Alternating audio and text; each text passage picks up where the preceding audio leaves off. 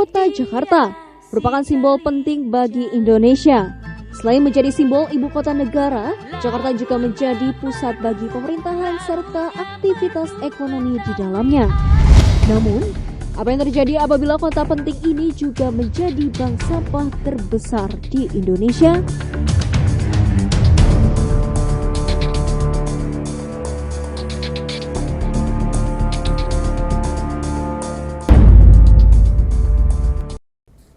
Hai Smart Viewers, saya Garesha Roha kembali menemani Smart Viewers #Jakarta yang membahas mengenai sampah Jakarta. Kota Jakarta kerap kali dikenal sebagai kota metropolitan dengan kemegahan dan fasilitas yang lengkap di dalamnya. Namun di balik wajah kota yang memiliki berjuta aktivitas penduduk di dalamnya, Jakarta juga dikenal sebagai kota yang penuh dengan sampah. Lantas, bagaimanakah sebenarnya kondisi sampah yang ada di Jakarta saat ini? Mari kita simak ulasannya hanya di #Jakarta. Sampah merupakan material sisa yang tidak diinginkan setelah berakhirnya suatu proses penggunaan sebuah barang atau produk. Sampai saat ini, sampah masih menjadi persoalan utama di Jakarta. Tumpukan sampah yang menutupi jalan kini mungkin menjadi pemandangan biasa bagi masyarakat. Minimnya kesadaran warga Jakarta dalam membuang sampah pada tempatnya menjadikan kota ini semakin ditumpuki oleh banyaknya volume sampah yang tidak terkendali.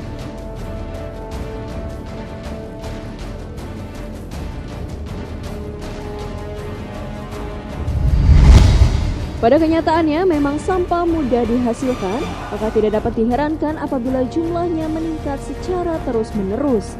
Dinas Kebersihan DKI Jakarta mencatat volume sampah di ibu kota meningkat menjadi 6.700 ton per hari dari yang awalnya hanya di bawah 6.000 ton per hari, dengan rata-rata dalam setiap harinya orang membuang 1 kg sampah.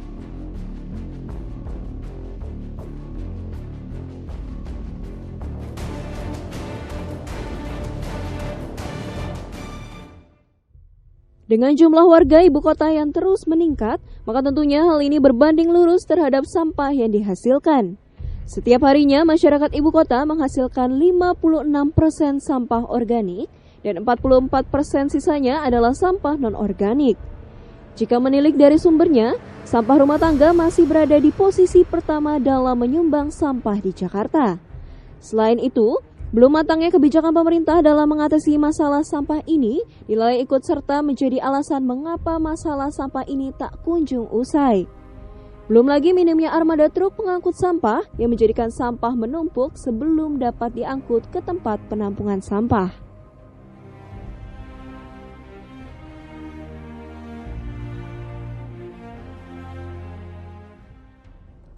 Kisru masalah sampah antara Bekasi dan Jakarta seperti yang tengah terjadi beberapa bulan silam bukanlah hal baru. Masalah yang kurang lebih sama pernah terjadi belasan tahun lalu. Pada 1999, Bekasi pernah memprotes pengelolaan sampah yang dilakukan pemerintah Provinsi DKI Jakarta di tempat pembuangan akhir atau TPA Bantar Gebang terkait dengan dampaknya terhadap lingkungan yang ditimbulkan oleh pembuangan tersebut. Konflik bahkan sempat berujung pada penutupan TPA Bantar Gebang yang dilakukan pemerintah kota Bekasi pada 10 Desember 2001. Berselang 14 tahun kemudian, kisru sampah antara DKI dan Bekasi kembali bergulir. Hal ini DPRD Bekasi menyampaikan permasalahan yang nyaris sama dengan kasus terdahulu. Pemerintah daerah Bekasi menyampaikan keberatannya soal rute truk pengangkut sampah yang tidak ditentukan, operasional pengangkutan sampah yang melewati batas waktu pengiriman, rusaknya sistem pada truk pengangkut sampah yang menyebabkan air sampah tumpah ke jalan dan menimbulkan bau, serta terakhir fasilitas sarana dan prasarana di Bantar Gebang yang belum dipenuhi sesuai dengan perjanjian antara pemerintah Jakarta dan Bekasi.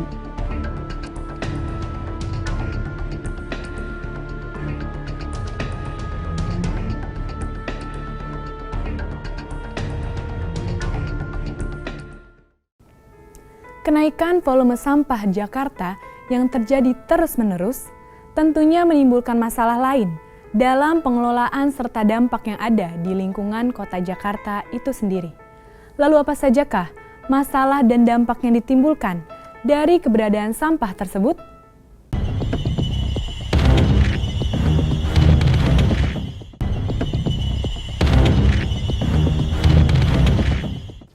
Yes, my viewers, sampah merupakan masalah umum di setiap negara, tak terkecuali di Indonesia, khususnya kota Jakarta, di mana ledakan sampah di ibu kota pun tak dapat terelakkan. Lalu kemanakah sampah-sampah tersebut dibuang? Dan berikut adalah hasil penuturan tim Binus TV yang berhasil melihat kondisi di tempat pembuangan sampah terpadu Bantar Gebang, Bekasi.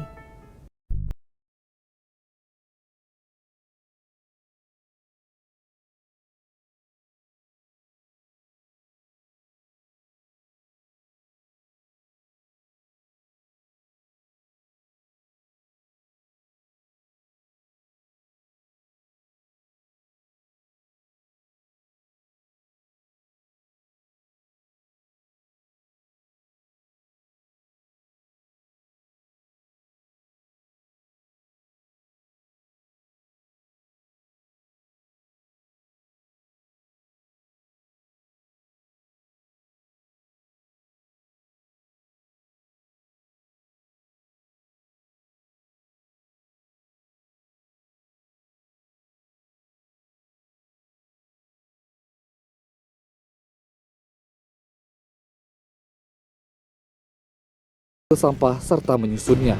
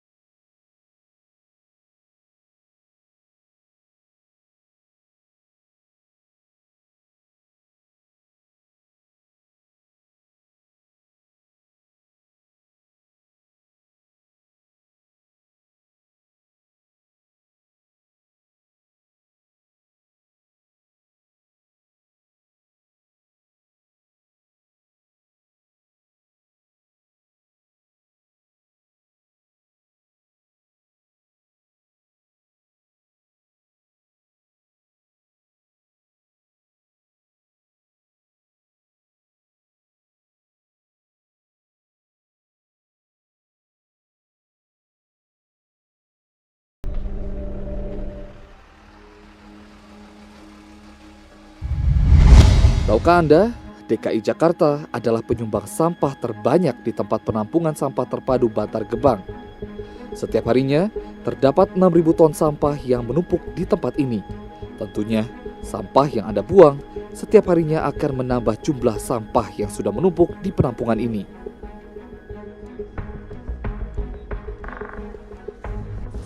Pertama kan sampah tersebut dari arah DKI ya, se-DKI Jakarta.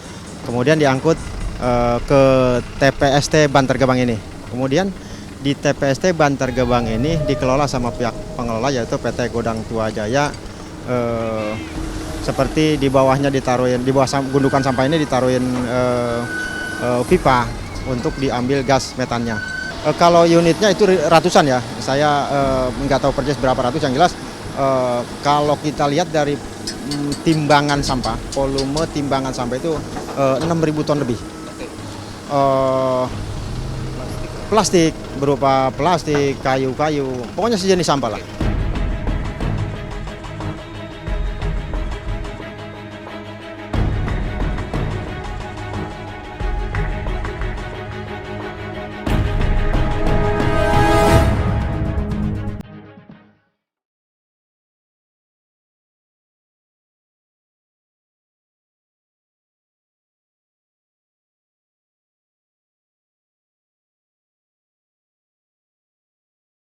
Banyak sekali truk yang mengangkut sampah yang mengantri menunggu giliran sampah yang diangkut untuk dibuang. Kami secara langsung melihat setiap menitnya truk sampah dari berbagai daerah seperti Jakarta dan Bekasi masuk membawa sampah yang padat di bagian belakangnya.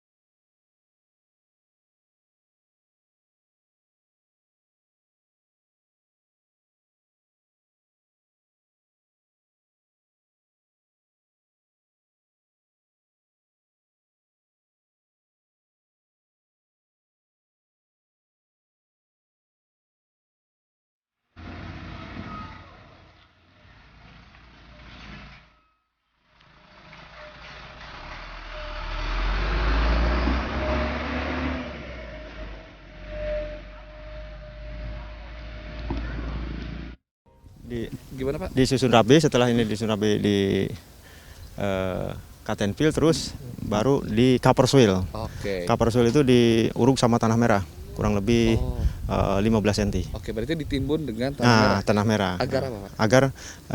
Agar mendapatkan hasil gasnya yang baik gitu. Oke. Hasil gas. Dan berarti ini udah sekitar dari sana kan awal permulaannya nih Pak. Permulaan. Berarti ini biasanya udah sampai jangka waktu berapa lama sampai ini bisa sampai sini Pak? Ini jangka 1 bulan juga sudah di. Udah di sini. Udah di sini. Oke, berarti sampah itu dalam jangka waktu 1 bulan dia sudah ditutup dengan tanah merah. Oke.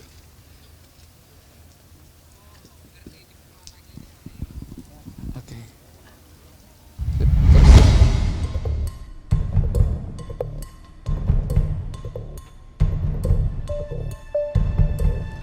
Sejak beroperasi pada tahun 1989, tempat pembuangan sampah akhir Bantar Gebang yang kini sudah berganti nama menjadi tempat pembuangan sampah terpadu atau TPST Bantar Gebang telah mengalami berbagai perubahan.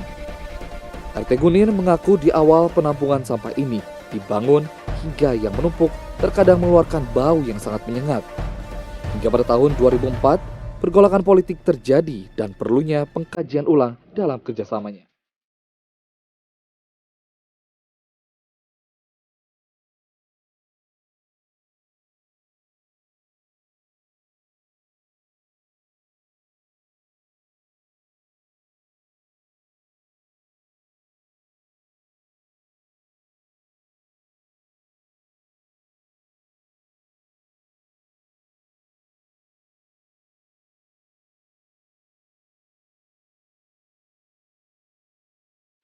Betul, memang itu betul sekali. Kemarin sempat ada masalah.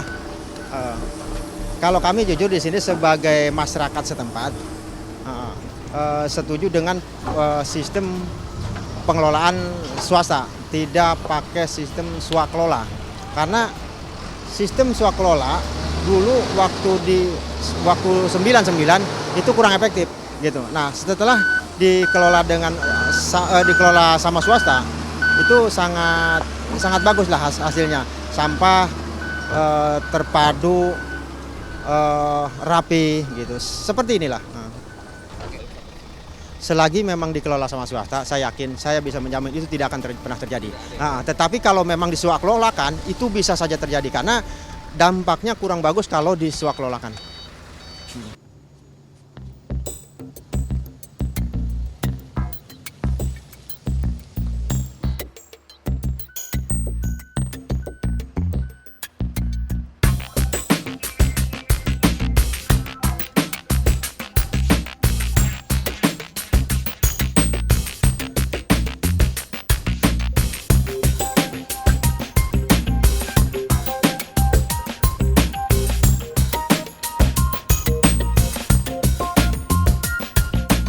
Bantar Gebang merupakan daerah yang unggul dalam bidang agribisnis, industri, dan pengolahan limbah. Pemulung juga menjadi fenomena di penampungan sampah terpadu Bantar Gebang. Sampah yang baru datang, dengan cepat pemulung memungutnya. Pemulung berebut memungut sampah non-organik yang selanjutnya akan dikumpulkan dan dijual kepada pengepul. Bantar Gebang setiap harinya selalu disibukkan dengan sampah yang tidak kunjung usai. Sampah menjadi perhatian penting, bukan hanya pemerintah saja, namun menjadi tanggung jawab kita semua yang selalu membuang sampah setiap harinya.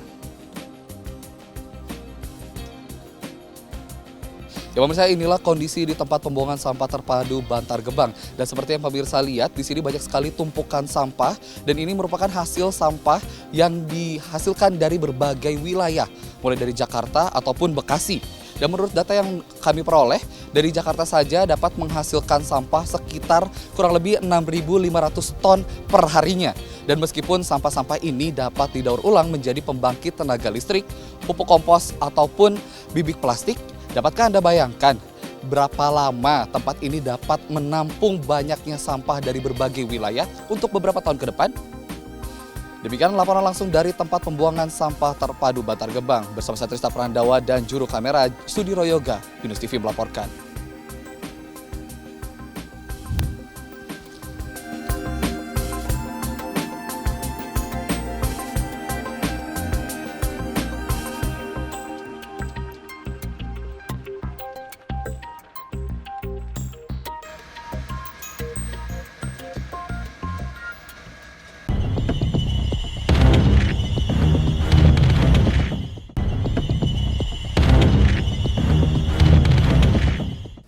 banyak faktor dari sekian banyak permasalahan dan dampak yang timbul akibat sampah.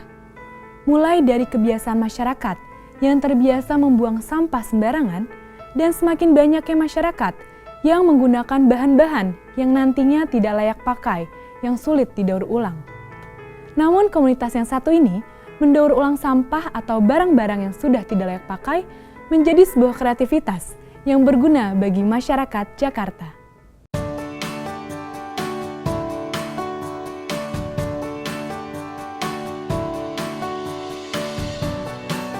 Nezatullah Ramadan, pria yang lahir di Padang pada 8 April 1991, adalah lulusan teknik mesin Politeknik Jakarta.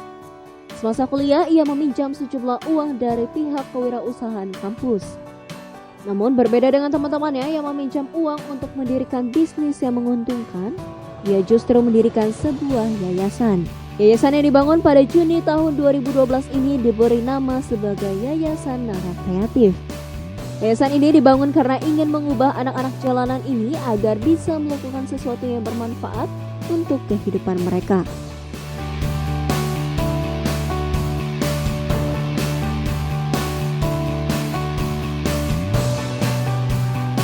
Berlokasi di Kramat Jati, Jakarta Timur, yayasan ini menampung anak-anak yang mengalami prasejahtera, yaitu anak-anak yang berkekurangan secara ekonomi dan memiliki latar belakang orang tua yang bercerai. Tidak ada syarat sulit yang diperlukan. Anak-anak yang ingin masuk ke yayasan ini hanya perlu meminta izin kepada sang pemilik, Nezatullah Ramadan. Di yayasan ini terdapat asrama untuk laki-laki dan juga perempuan. Yayasan Nara Kreatif juga menyediakan pendidikan secara gratis. Pendidikan gratis ini pun dapat dijangkau oleh anak-anak yang berada di luar Yayasan Nara Kreatif. Adapun tingkat pendidikan tersebut adalah kejar paket A untuk SD, paket B untuk SMP, dan paket C untuk SMA.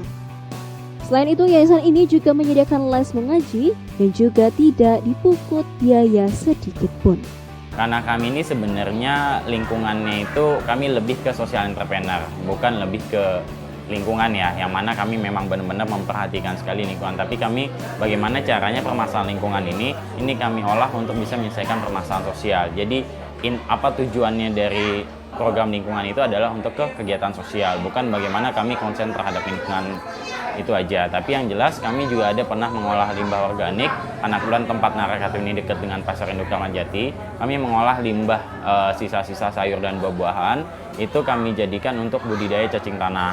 Dengan harapan nanti masyarakat kami berikan bibit dan ilmunya secara gratis, nanti mereka jual ke Nara Kreatif dan kami jadikan kayak seperti pelet ataupun nanti kami jual ke pemancingan dan berbagai hal seperti itu. Sejak dibangun, Neza terus-menerus mengeluarkan uang pribadi untuk menghidupi yayasan yang ia bangun selama 1 tahun. Hingga akhirnya ia jeli melihat peluang sampah yang bisa dijadikan bisnis. Ia pun belajar cara mengolah sampah dan kemudian mengajarkannya ke anak-anak didik yang berada di yayasan yang ia kelola. Sejak saat itulah, Nezatullah Ramadan mulai menurunkan keterampilan daur ulang. Sampah-sampah yang biasa dikelola untuk didaur ulang adalah limbah kertas maupun limbah plastik. Jadi dalam produksi kertas limbah ini kita menggunakan kertas HPS, ada kertas kardus, sama kertas koran, dan ada pun kita menggunakan bahan bakunya yaitu pelepah pisang. Jadi pelepah pisang ini gunanya untuk menguatkan si kertas tersebut. Jadi pertama dibuang pisang, lalu kertas-kertas ini kita rendam dulu selama 1 hari, lalu dihancurkan. Kita remas-remas pakai tangan, lalu kemudian masuklah mesin blender. Dan di mesin blender itu kita blender sehingga benar-benar si kertas itu hancur.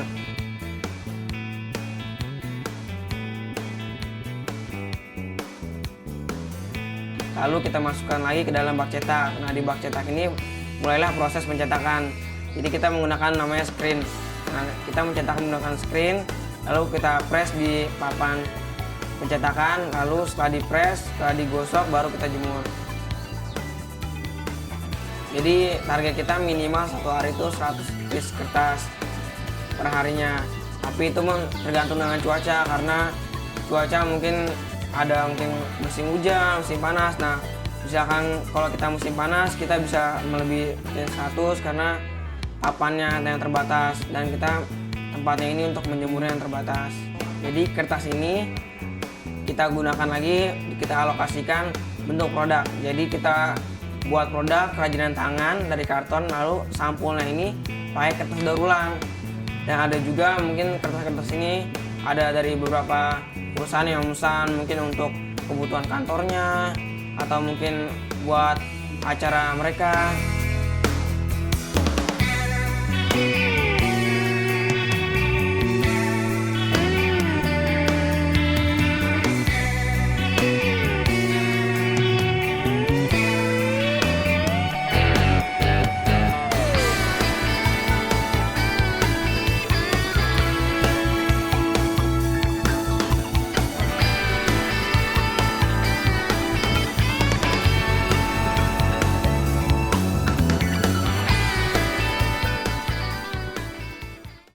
Melalui sampah-sampah ini, limbah dapat diubah menjadi produk baru yang lebih bermanfaat seperti kotak tisu, buku, wallpaper, paper bag, dan lain sebagainya.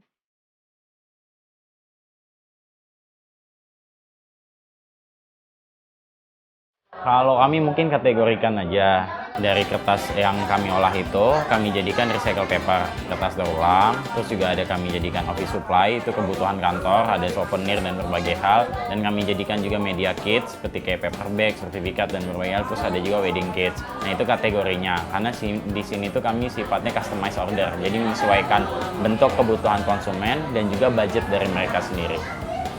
Kegiatan di sana tidak hanya sekedar mendaur ulang sampah-sampah, tetapi juga memberikan motivasi maupun fasilitas agar mereka dapat berwirausaha secara mandiri. Hasil dari daur ulang maupun hasil dari berwirausaha tersebut dijual di berbagai pameran maupun workshop. Pendapatan dari hasil penjualan tersebut digunakan untuk biaya operasional sekolah dan juga biaya sehari-hari untuk anak didiknya. Di tahun 2016 ini insya Allah kami ingin ada namanya Green Otomotif. Jadi kami mengolah limbah botol oli salah satu perusahaan otomotif. Terus itu kami jadikan tempat sampah dan itu nanti harapannya untuk jadikan tempat sampah yang ada di dalam mobil tersebut. Karena kebetulan saya jurusan teknik mesin, jadi ada beberapa mesin itu yang saya buat seperti itu. Dan di tahun 2016 juga ini mudah-mudahan salah satunya dari BINUS nanti mensupport juga. Jadi kami punya konsep itu mengolah limbah kertas skripsi mahasiswa itu dikumpulkan ke kampus dan kampus itu nanti berikan kepada anak kreatif. Nah nanti kami olah jadikan topi toga untuk mahasiswa. Jadi itu adalah kami sebutnya dengan Green Education, yang mana lembaga pendidikan mereka aksi nyata dalam program peduli lingkungan. Sepanjang didirikannya, Yayasan Nara Kreatif ini telah mendapatkan berbagai macam penghargaan baik dari pemerintah maupun institusi tertentu.